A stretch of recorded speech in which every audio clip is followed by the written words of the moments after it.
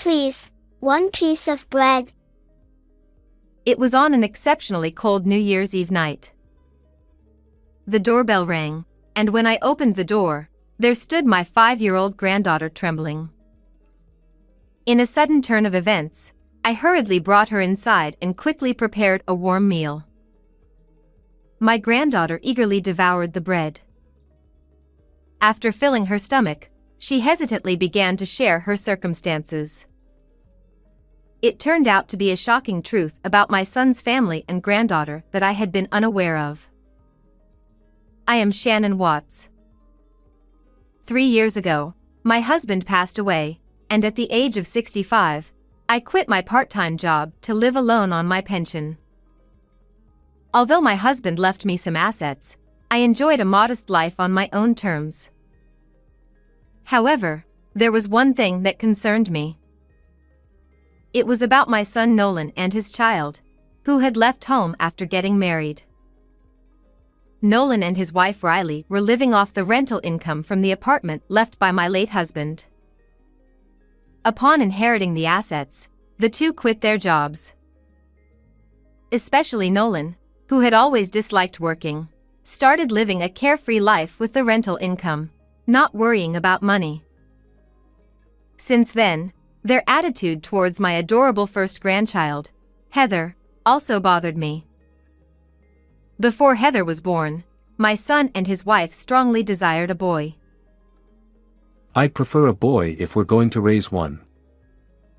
I feel the same. I'm sure our wish will come true. Having such conversations, they didn't ask about the baby's gender before childbirth. However, when they found out it was a girl, they were clearly disappointed. After Heather's birth, every time I visited my son's house, I felt something was amiss. Grandma, let's play. Sure. What would you like to do? Drawing. Saying that, Heather laughed happily, and her clothes, full of loose threads, were obviously secondhand to anyone. The oversized, baggy pants looked like they belonged to a bygone era and were ready to slip off any time. Hey, Nolan, Riley, wouldn't it be better if Heather had slightly smaller clothes? It's fine. She'll grow into them soon. Yeah. Besides, she'll outgrow them anyway, so it's a waste. Even when scolded, they showed no concern whatsoever. More importantly, Riley, I want that wristwatch. Again? Well, fine. I plan to buy a branded bag for myself too. Ignoring their daughter, they chatted about such things with laughter. Hey, Grandma, let's draw. Oh, sorry. I could only play with my earnest granddaughter. Around the time Heather turned 3, the true nature of that discomfort became evident when her younger brother Nick was born. My son and his wife went out, leaving me in charge of babysitting Heather and Nick. When they returned, they ignored Heather, who welcomed them with welcome home, and handed a plethora of toys to Nick. Nick. Look, souvenirs. I bought all of these for you, Nick. It was blatant discrimination to an onlooker, but Heather didn't seem to mind not having any toys. She ran to her brother, offering a cheerful good for you. However, at that moment, Nolan furrowed his brows, forcibly separated the two, and, without giving me a chance to object, spoke while pushing Heather towards me. Mom, we're going out as a family next time, so buy new clothes for Nick. Then, I'll buy some for Heather too. No, for Heather. New clothes would be a waste, and if you give us cash, that's enough. Without waiting for my response, Nolan returned to Nick and Riley. After all, boys are adorable. Doesn't Nick resemble my brother in the eyes and all? Oh yeah, he looks a lot like him. I'm looking forward to him growing up. The conversation of my son's couple was audible to both Heather and me, and I was fed up.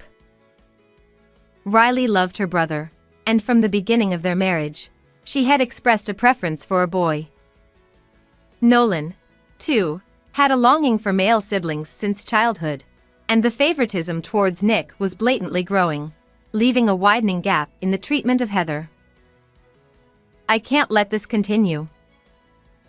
Unable to endure my son's family any longer, I unintentionally spoke out. While I understand that Nick is cute, your children are not just one. What's the matter? Don't raise your voice so suddenly. Nick will be surprised. Even so, I can't let Heather hear such conversations. Huh? Can you please not meddle in other people's families? We're raising Heather just fine. That's rude. Riley's right. It's none of your business, right? Nolan's yelling made it clear that Heather was on the verge of tears. There were still many things I wanted to say to them, but seeing Heather frightened by her displeased parents, I realized something. If I argue back here, Heather's treatment will worsen.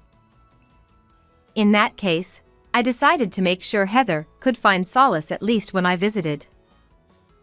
However, contrary to my feelings, the chances of meeting my son's family gradually decreased. I wonder if Heather and Nick are doing well. I felt lonely not being able to see my growing grandchildren day by day. And time passed until, before I knew it, it was New Year's Eve. That winter was particularly cold, and while preparing dinner early and watching TV with concern about whether my grandchildren caught a cold, the doorbell rang around 8 p.m., and I tilted my head in wonder. Since there were no plans for visitors that night, I opened the front door with curiosity, and there stood Heather with a face that seemed about to cry, trembling. What happened at this hour? Please, one piece of bread. Emaciated, with a pale complexion, Heather begged for bread in a small voice, and I was speechless. Even looking around, there was no sign of my son's family. Did she come to my house alone? Surprised, I supported her chilled body and invited her into the house. In the living room, Heather was seated, and I quickly prepared a warm meal. As Heather enthusiastically devoured the bread in front of her, tears welled up in her eyes. When Heather, now full, calmed down, I gently inquired, "Heather, where are Mom and Dad?" They've been on a trip with Nick since 3 days ago.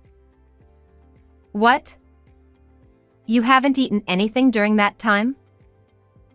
I had some snacks, but they ran out quickly, and I haven't had anything to eat for the past 2 days. Heather's feeble response ignited intense anger towards my son and his wife. Do you know why they didn't take you with them? Dad and Mom said it's because I'm a girl. Leaving you behind for such a reason. I clenched my fist, feeling that this was going too far. I was hungry and couldn't bear it. I'm sorry. There's no need for you to apologize, Heather. Seeing my granddaughter apologetic and with a trembling voice, I felt a tightening sensation in my chest. Moreover, this wasn't the first time such a thing had happened. They told me not to tell anyone about it, Heather also revealed. But I couldn't take the loneliness anymore. Heather must have endured it for a very long time. I don't want to anymore. I want to be with Grandma. Trying to figure out how Heather could be happy, I embraced her small body, along with the SOS signal she sent. 3 days later, my son and his wife, returning from their trip, came to offer New Year's greetings with Nick. Mom, give me some money. Right after entering the house, my son made such a request. Nick, come on, greet her. Prompted by Riley, Nick, bowing slightly, received the prepared present. Then, holding another gift bag, I intentionally looked around as if searching. Oh. Isn't Heather with you? With a single sentence, the atmosphere froze, and next to Riley, whose complexion turned pale, Nolan twisted his expression. She's sick at home today. Is that so? I effortlessly stepped aside, and, visibly relieved, the two of them beside Riley displayed tension. How can they lie so easily? Since New Year's Eve, Heather has been at my house, so I had her hide before my son's family arrived. To corner my son and his wife, who were unaware of this, I needed more evidence. I began my move to punish while living with Heather.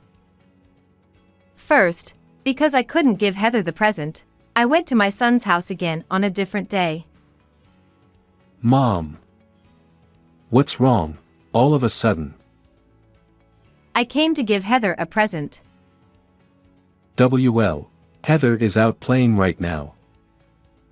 Then I'll meet Nick and leave. Is it okay if I come in? Ignoring the uneasy son and his wife, I entered the house, gave Nick the snacks I had brought, and left after a while. And then, 2 days later, I called my son, saying, I have something to discuss about real estate. Hearing that, Nolan and Riley came to my house with Nick without any doubt. Mom, is it about giving us property as a gift during your lifetime? That would be a big help. Thank you. Even before I said anything, the two of them were getting excited on their own. Wait a moment. What are you two talking about? Huh. You mentioned a discussion about real estate.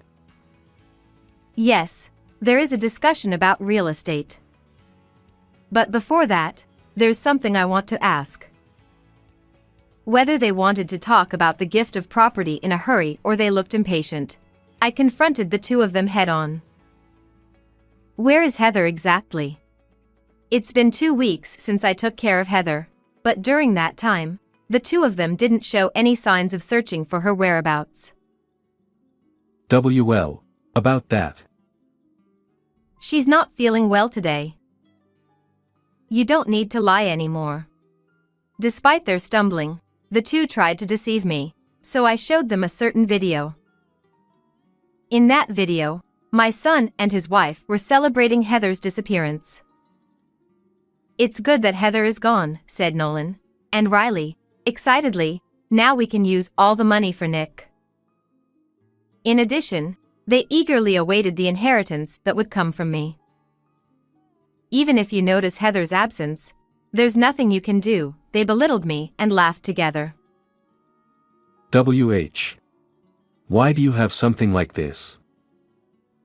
Actually, when I went to my son's house to give a present, I secretly installed a hidden camera to avoid being noticed by the two. 3 days later, using the excuse of forgetting something, I went to my son's house again and retrieved the camera. I wanted some kind of evidence, and I was surprised myself that such a conversation was recorded, but it angered me to see the two treating Heather as if she no longer existed. I stopped the camera footage and slowly began to speak. What is this behavior towards your child who suddenly disappeared? Are you even parents? Heather left on her own and didn't come back.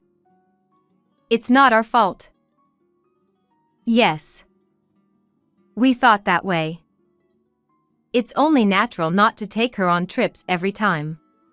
As I muttered, Nolan's eyes widened like saucers. What? How do you know about that? I heard it from Heather herself. Huh. Could it be? She's with you, Mom. Yes. She came to me seeking help and came here alone. I have no intention of returning Heather to you. I will take her in and raise her. Upon hearing my declaration, the two of them sparkled with joy and seemed to dance with happiness. That's right. That's good. We won't have any trouble even if Heather is not with us. Yeah. Anyway, we didn't need her. I could only be amazed at how rotten he had become inside, but I smiled and pushed the stack of documents on the table towards my son. Prompted by me, Nolan reluctantly spread out the documents, but the moment he understood their contents, all color drained from his face. It was a move-out notice written by the residents of the apartment from which my son and his wife were earning rental income. Actually, that apartment originally belonged to my husband and me, so most of the residents, having lived there for a long time, were acquaintances of mine. When I visited each one of them, they told me about the dissatisfaction since my son's couple took over the management. I already introduced the properties I own to everyone. Ha! What the hell are you doing on your own? You decided to raise the rent, right? Many people were dissatisfied with that, and if there's a better place to move to, they said they wanted to go there. What? We just remodeled this year to increase rental income. We even took a loan for that. As my son held his head, Riley, who was beside him, suddenly started to express intense anger. Hey, you! What's going on? Your father said all the assets he had were yours. And, what's this about a loan? Probably, because Nolan has always been boastful, he must have lied that he inherited all the assets from his father. It makes sense that he kept the debt a secret too. Anyway, Mom's assets will eventually be mine, so it's the same thing. I have no intention of handing over my inheritance to you. Wait a minute. Without the rental income from the apartment, we can't live. That's because you quit your job. Our connection ends here. Live with Riley from now on. With my declaration of estrangement, I took back the stack of the notices while sending a cold gaze to my son who was crying for help. I'm already consulting with a lawyer about Heather's situation. I don't mind going to court. Fine. I'll give Heather to you, Mom, so give me money in return. That's right. Just provide an amount that won't make us struggle for a while, and we'll give you that child. What nonsense are you talking about? And, you two are not in a position to pay. Be prepared, as I will claim compensation for what you've done to Heather. With a firm statement, I kicked my son and his wife out of the house. Returning to the room, my hidden granddaughter peeked her face. It's okay now, let's continue living together. Heather. Grandma. Thank you. I hugged Heather, who came to me happily, with strong arms. Afterwards, my son and his wife spent their days dealing with the $20,000 compensation I demanded and repaying the debt from the apartment's renovation. With the sudden decrease in residents, the two, almost without any rental income, struggled to make ends meet, each doing harsh day labor to earn a living. On the other hand, I'm enjoying a new life with my granddaughter. I had secured an agreement with Nolan and Riley to regularly let Heather and Nick meet, so they play together happily 3 times a month.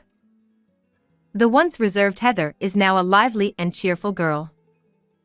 My greatest joy is to watch her as she walks through life. How was this story? Please subscribe to the channel. See you in the next video.